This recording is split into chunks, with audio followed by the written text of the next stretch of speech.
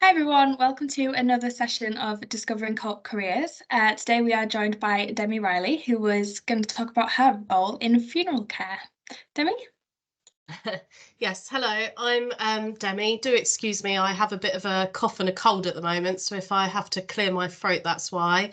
But yes, I'm Demi. I'm the funeral service manager for the East Sussex and South London region as part of Coop Funeral Care. And I'm here to talk to you today about my role and the roles within funeral care, and then to answer any questions that you may have. Next slide, please. Yeah, so I'm Demi. Oh no, go on to the other one. Yeah, thanks. Yeah, so I'm Demi. As I say, I'm a funeral service manager. I started at Co-op Funeral Care when I was 26, I want to say. So I'm 30 now, so I've been with Co-op for 4 years. I started off as a mobile funeral arranger. And then became I joined a trial, which was actually for a funeral service lead, so essentially a deputy manager. And then it didn't really work out, so I applied for the manager role, and here I am today. My background is mainly in adult social care. So from the age of 18, I actually work with adults with various learning disabilities and challenging behaviour. And I was a support worker for many years, and then actually became a manager for a supported living home. And I managed 3 supported living homes in and around the Brighton area. And I think that helped me with um, my experience, knowledge, and skills that then was quite transferable over into funeral care. So that's a little bit background about me.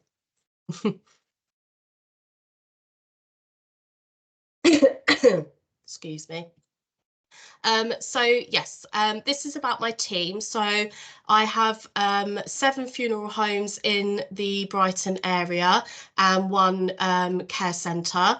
So the whole team for the Brighton area consists of myself as the funeral service manager. There's then another manager, which is called a care logistics manager, and that is Simon. He basically runs the care centre, which is the main sort of hub facility where we care for all of our deceased, where we keep our fleet, so our hearse and limousines. And that's where our embalmer's situated. That's where we make coffins, and basically everything to do with the care and the journey of the deceased sort of happens there. So he manages the care centre, I manage the funeral homes. So there's Simon, and then there's a care logistics lead, which is essentially Simon's deputy, and her name's Emily. So that's sort of the management team for the area. And then we have funeral arrangers in each branch, and then 4 funeral directors across the area, and then obviously our lovely funeral service crew, who are the people that you see bear the coffins. They're the ones that work on the private ambulance. They make all the coffins and things like that. So that's the funeral service crew. So the funeral team, essentially, we have our back of house colleagues who are the ones that mainly care for the deceased. They're there on the day of the funeral as well, bearing the coffin, driving the vehicles, and facilitating that service. And then we have our funeral rangers, who are mainly office based. So they work in the funeral homes, and they're the ones that you meet to arrange your loved one's funeral. So they administrate it all. And yeah, they're the little ones peddling in the office, making sure that everything gets done in time. And then we have our funeral directors, who again support the branch and obviously are there running the funeral on the day, making sure that we're there on time, making sure the family's supported, and making sure the service runs smoothly. So that's sort of in a nutshell what everyone does in the Brighton area.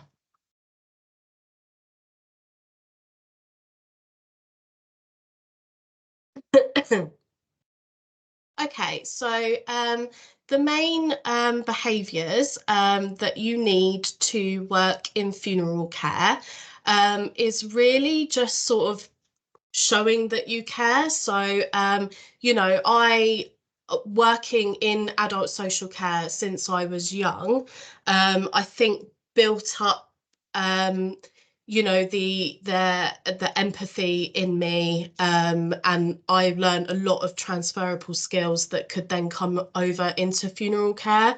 So just showing that you care, being able to build and maintain trusted relationships with your colleagues and clients and the third parties we work with. So that's people like celebrants, ministers, the crematorium staff, cemetery staff, grave diggers, people like that, is really important, and understand what it is that they sort of need from you to be able to do their jobs well as well.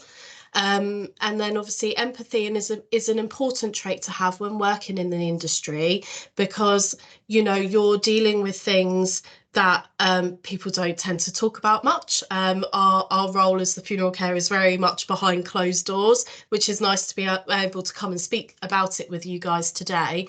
But learning how to empathise with your client base, that they've just lost someone that they love, is a really important personality trait to have. And again, take responsibility for the development within yourself as well, and your colleagues, by providing feedback and support for their own personal growth is really, really important, because every day is a learning day in funeral care, and no day is the same as the next. You never know what's going to walk through that door. You never know what you've got to deal with. So yeah, learning how to grow and develop within yourself is really important. Be yourself always is one of our co-op ethoses, and I 100% stand by that. So in funeral care, we really encourage our colleagues to just be themselves.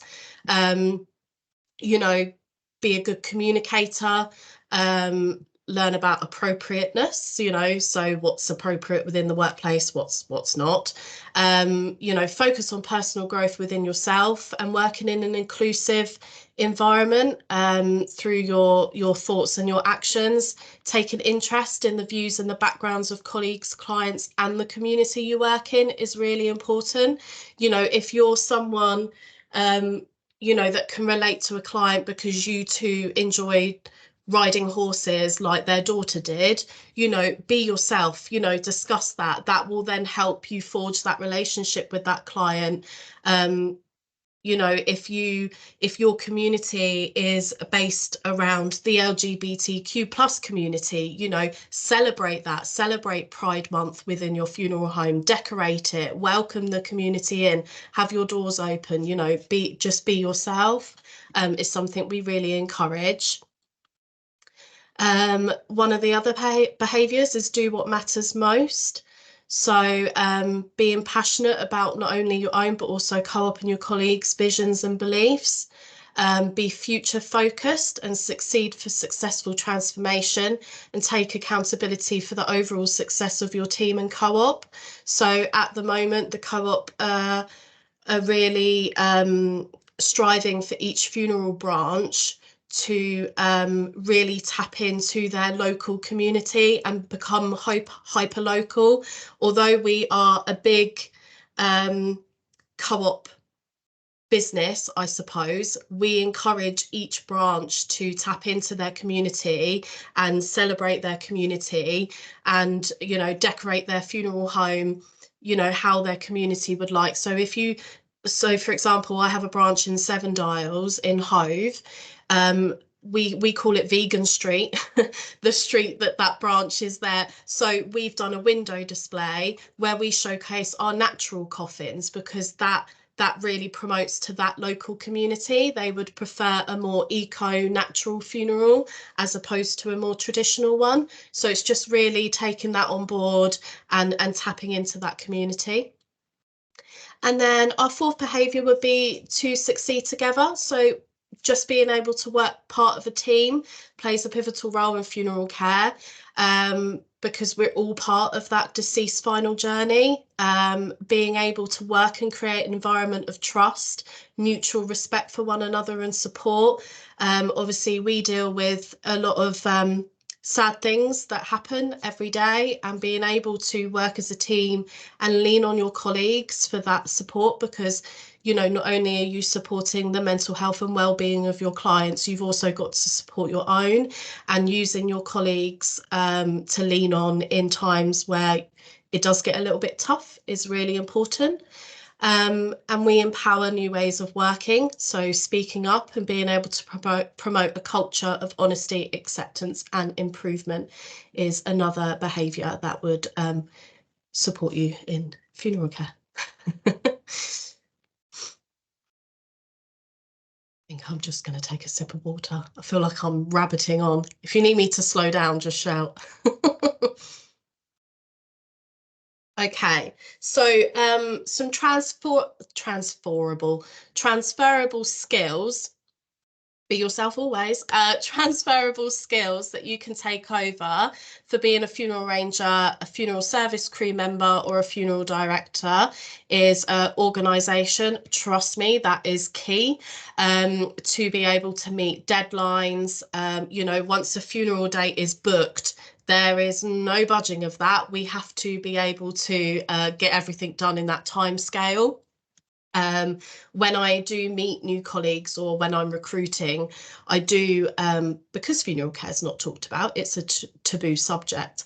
I try and make it relatable by it's like arranging a wedding, but in like 12 days.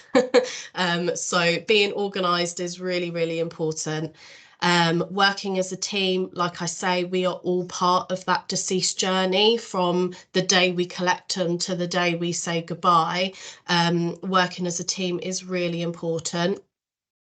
Being quite comfortable with lone working. So especially as a funeral arranger and a funeral director, there is a lot of lone working involved. So in most of my 7 branches, there's only one funeral arranger in each of them.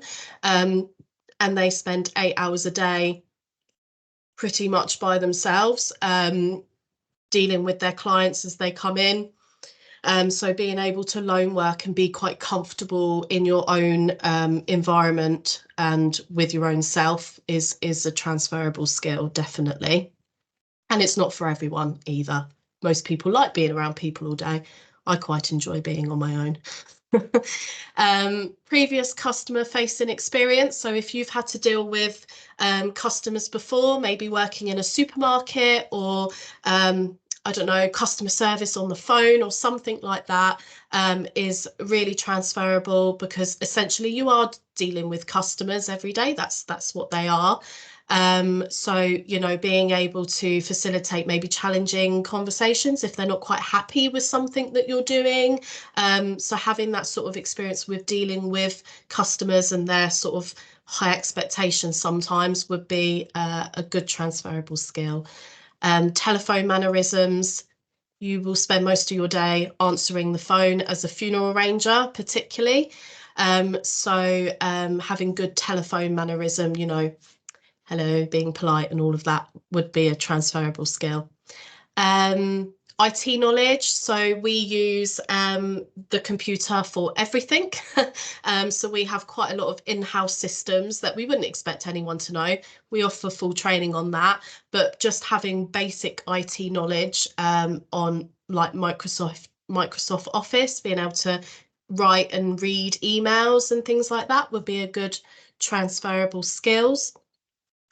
Being a good communicator, not like me today, but it is a Monday. But yeah, being a good communicator. So being able to communicate well with everyone that you work with, clients, colleagues, third parties, and being quite confident in yourself as well is a good transferable skill.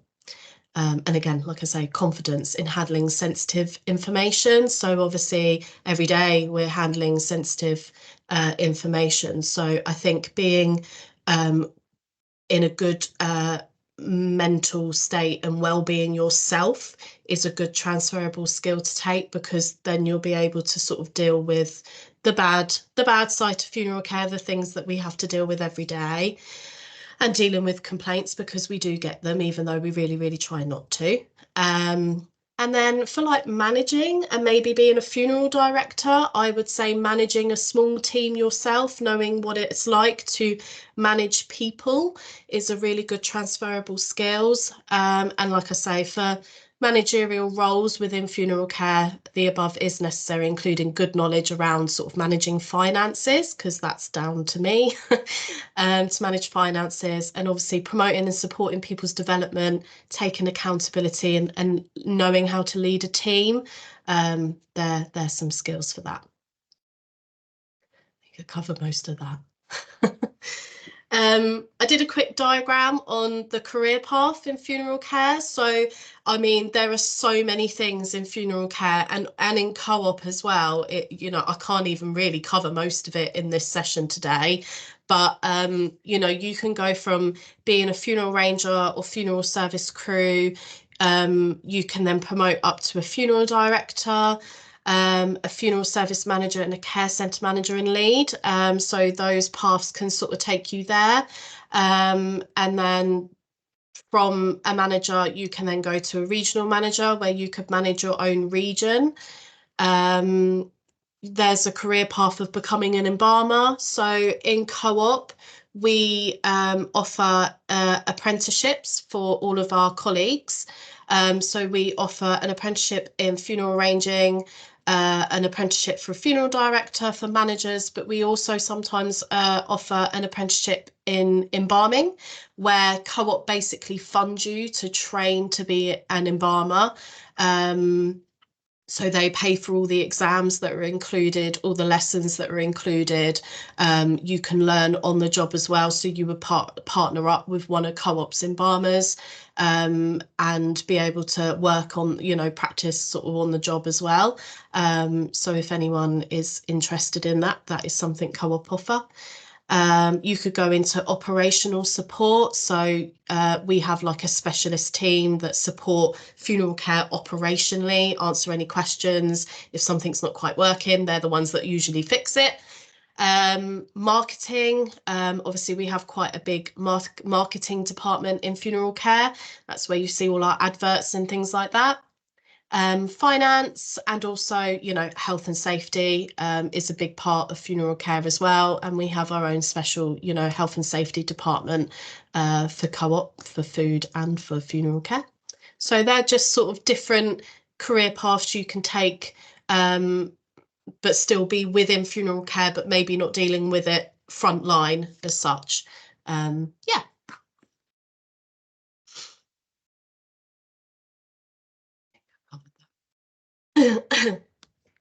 And then just some golden nuggets of advice. So my advice would be to gain experience in a client-facing role. But again, I worked in health and social care. I suppose that's a client-facing role, because you're caring for your clients. But being in something like that where you're dealing with people would be a really good bit of knowledge to gain. Maybe do an admin or IT course in college if you're going to college and I really want to work in funeral care, but I don't know, because I think you have to stay in education till you're 18 now, and there isn't actually any college courses specifically for funeral care, which is bizarre, but there you go. So doing something like an admin course or an IT course would benefit you to then come into funeral care. And really focus on transferable skills, that you might be able to then transfer. So if you are someone who isn't fazed by death and passionate about helping people, then this could be the right career for you. And I am really, really glad that I chose to do this. I basically hit a brick wall in care, and I thought, I don't really want to do this anymore. I want to see what else is out there for me. I want to see what else I can do. I need a new challenge. And I have never regretted it. Like, I finally found, at the grand age of 30, I finally found what it is that I was meant to do in life, and I really believe that this is it. So yeah, if you're lost and you're thinking this sounds good, this is definitely the place to be, 100%. So yeah, thank you for listening.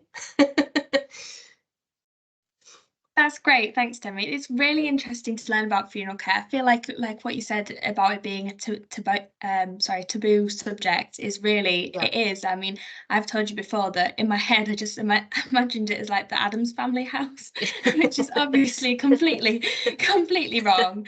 It's not like So that at all, no. good. No. Mm. Yeah, so I have some pre-submitted questions, if that's okay, and Yeah. then we can open it up to the chat, see if we have anything else. Yeah.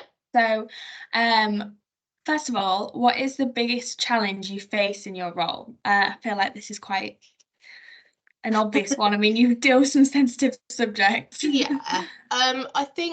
The I think the biggest challenge for me as a funeral service manager is dealing with complaints that come in. That's the biggest challenge for me.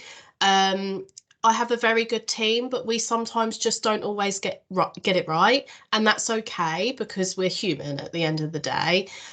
So that's the biggest challenge for me as a manager is supporting the family with that complaint and thinking about what we can do next time to make that better for the next family that come through the door. So for me, that's the biggest challenge as a manager. But I think the biggest challenge as an actual funeral arranger when I was an arranger was dealing with really sensitive deaths. So I'm talking unexpected deaths, coroner's cases,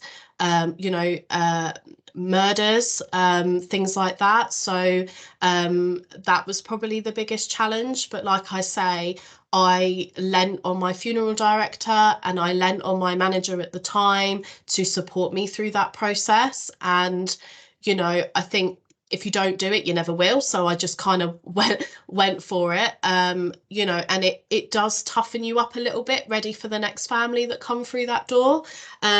But I am human. There were days where I probably drove home and had a little cry for that family in the car, but that's okay. It's okay to do that. You're not a robot.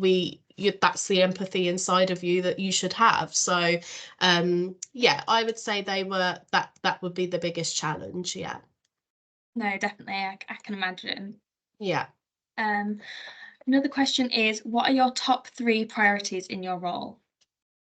Oh, top three priorities. Okay, so I would say my top three priorities would be supporting my team. So, I mean, I have 18 colleagues that I manage. So, making sure that they feel supported, that I answer the phone when it goes and I answer any emails if they need me, because I am their support network. So, I need to make sure I'm available for them. So, that would be one priority. My next priority would be the care of the deceased that are entrusted to us. So that is another top priority working in funeral care, is treating that person as if they were your own, and making sure that we do everything we can to make sure they are safe and comfortable while they rest with us until they are committed.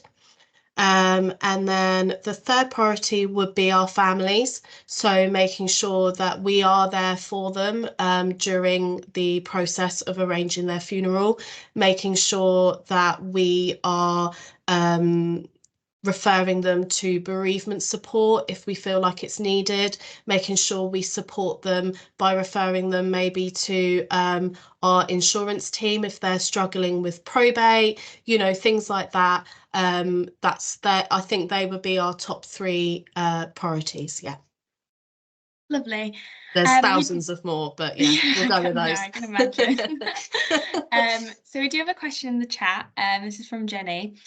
Just wondering how you find balancing business needs slash sales targets with the caring needs of your clients.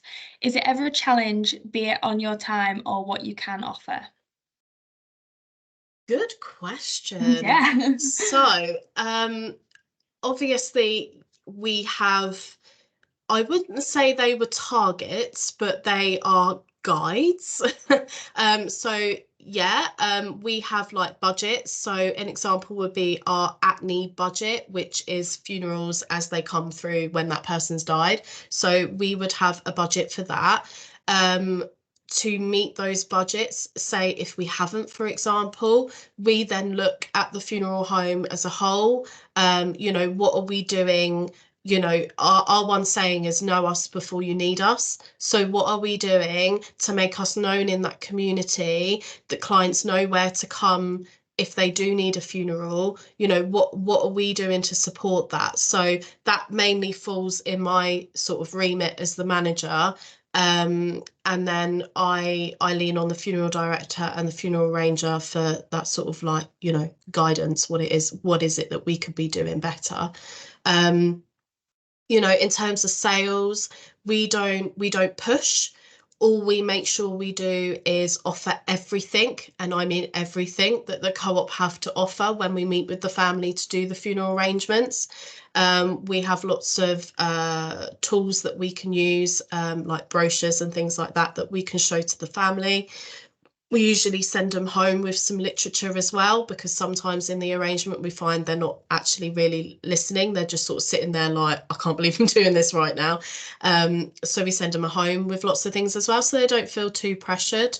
But I mean, all in all, we usually meet our targets, because as long as we're offering everything, people usually say yay or nay, and it goes from there. But yeah, that's a good question. Well, I didn't understand it, so yeah. We do have another question from Charlie. Just thinking on what you've shared on sensitivity within the funeral care business, what mental health and wellbeing resources are provided and promoted to our funeral care colleagues to support them? That's a good question.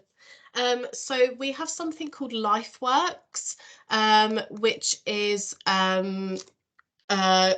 basically a charity company that Co-op have. Its third party, so it's not within the Co-op, that you can phone, and basically they offer like therapy sessions or counselling, or even if you just want to talk to someone about something, that's what they are there for. They're specialists in that department with supporting funeral care colleagues. So that is what they are there for. I have used them myself when I had to support a family with a particularly difficult circumstance surrounding their death. So I've used them myself. I think I had about 3 sessions where I just spoke to someone about how I was feeling, and they were able to offer me some tools that I could use in the future when dealing with quite sensitive cases like this. So yeah, we use LifeWorks for that, and they are really, really helpful. They really, really are. Yeah. Oh, that's lovely. I think that is the end of the questions. So thank you so much for doing this, Demi. It's been really Thank you. insightful. Thank you very much for Amazing. having me, and I hope you will consider Co-op funeral care in the future.